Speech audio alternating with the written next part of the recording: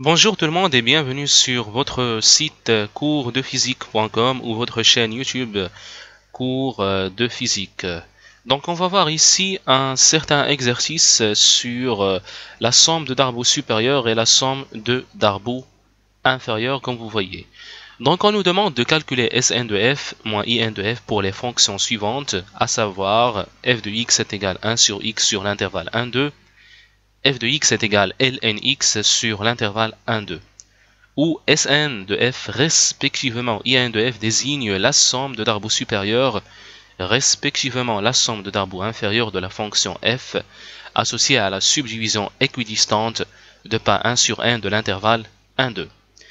D'abord, avant d'entamer cet exercice, il faut absolument voir un petit rappel sur la somme de Darboux supérieur et la somme de Darboux inférieur. Alors, petit rappel pour ce qui concerne la somme de Darboux. Donc, somme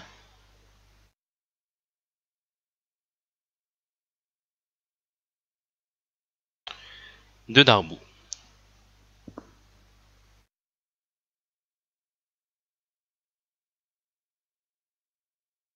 Donc, il y a la somme de Darboux supérieur et la somme de Darboux inférieur. On va voir d'abord la somme de Darboux inférieur. Donc, on ne dit pas comme ça la somme de Darboux inférieure de f et on s'arrête. Mais la somme de Darboux, elle est relative à une subdivision. Bon, une subdivision, c'est une subdivision d'un certain intervalle, par exemple.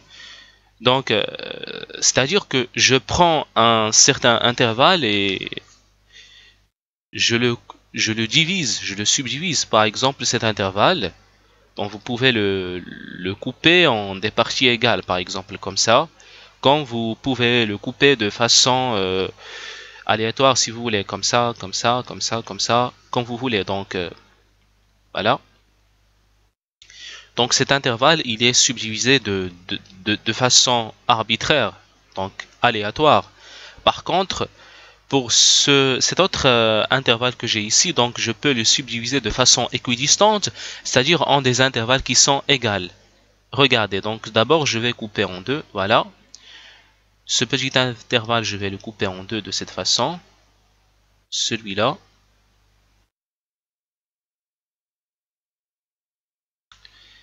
Celui-là, et ainsi de suite. Voilà, je coupe celui-là, celui-là. Par exemple, cet intervalle, bon, j'ai ici une subdivision équidistante, c'est-à-dire que chaque petit intervalle, donc cette partie-là égale à cette partie, égale à cette partie. Donc ici, j'ai utilisé un pas. Je saute, je saute, je saute, je saute. Donc ça, c'est le pas. La façon dont je saute, c'est le pas. Donc, la somme de Darboux inférieure de f, j'ai dit, eh bien, elle est relative, on ne dit pas comme ça, donc relative à la subdivision, à une certaine subdivision. Subdivision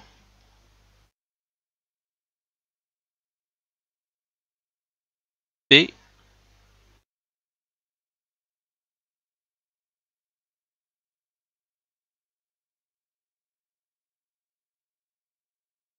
est le nombre. Donc, on remarque que c'est un nombre. On note In de f est égal la somme de k est égal à 1 jusqu'à n de xk moins xk moins 1 multiplié par petit mk. Eh bien, sachez que ce petit mk, c'est tout simplement l'inf de f de x, avec x appartient à xk moins 1 xk, où mk, c'est l'inf de f de x, où x compris entre xk moins 1 xk.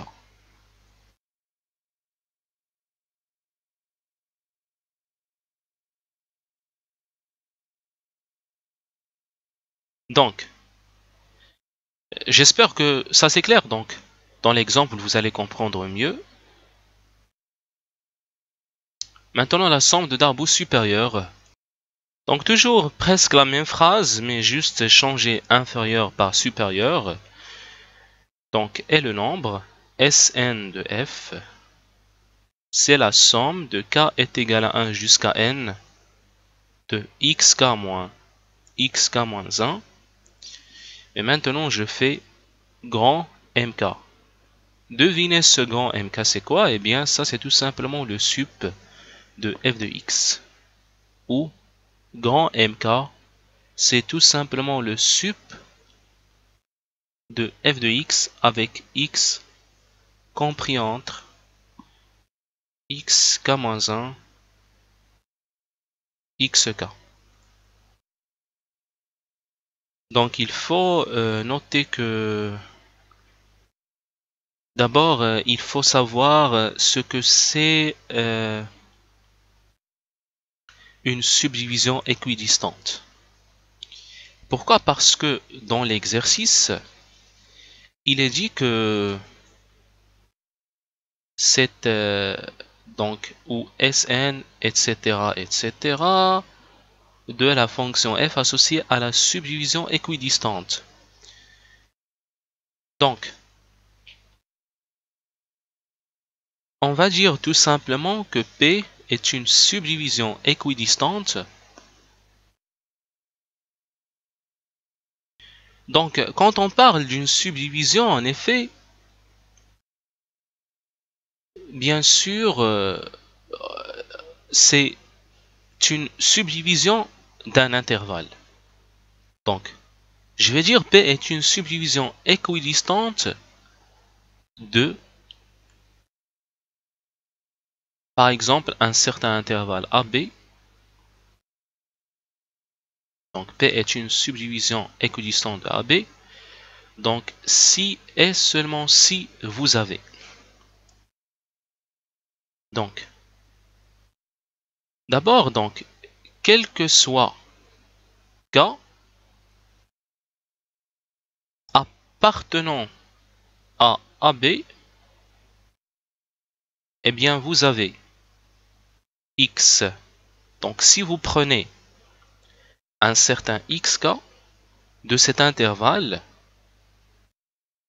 et vous retranchez le précédent, c'est-à-dire xk-1,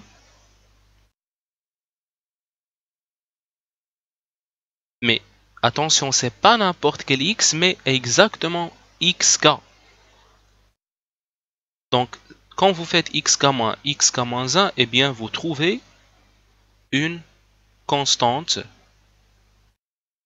Et dans ce cas-là, si la subdivision est équidistante, dans ce cas-là, cette constante, c'est tout simplement le pas de la subdivision.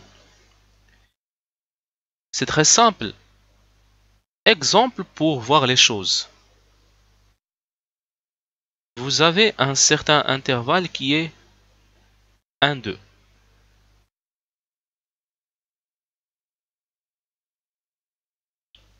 Et mon objectif, c'est de subdiviser cet intervalle. Je vais essayer de couper cet intervalle en deux parties qui sont égales. Je peux le couper comme ça, mais c'est pas égal, c'est pas une subdivision équidistante.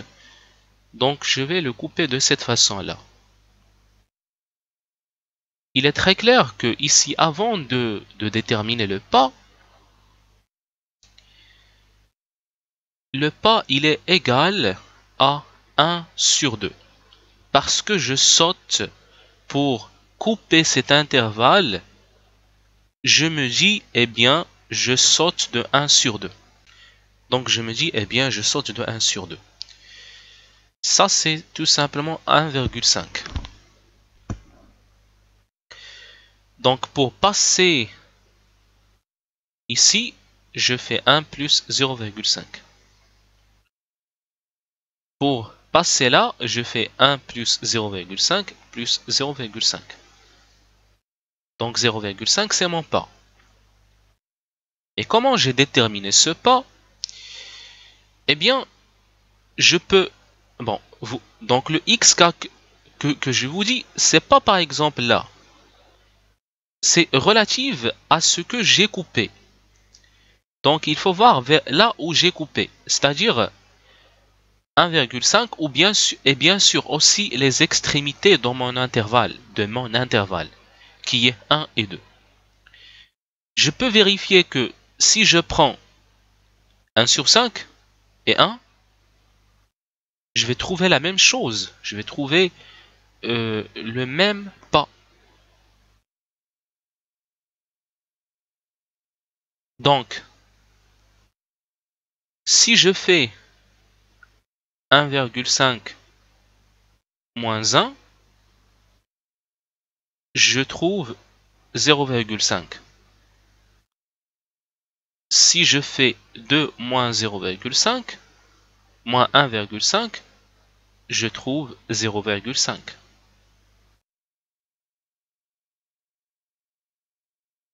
Donc ce 1,5 c'est un xk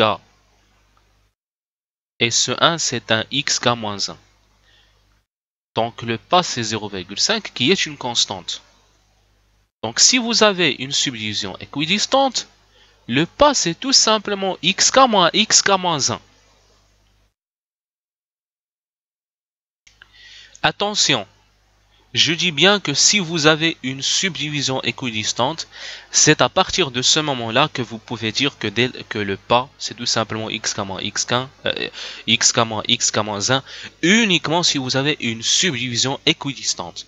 Attention, si vous n'avez pas une subdivision équidistante, vous ne pouvez pas dire que c'est xk moins 1, mais plutôt, si vous avez une subdivision quelconque, delta P, c'est tout simplement, il faut prendre le max, c'est-à-dire la valeur la plus grande de xk moins 1 avec k compris entre 1 et n.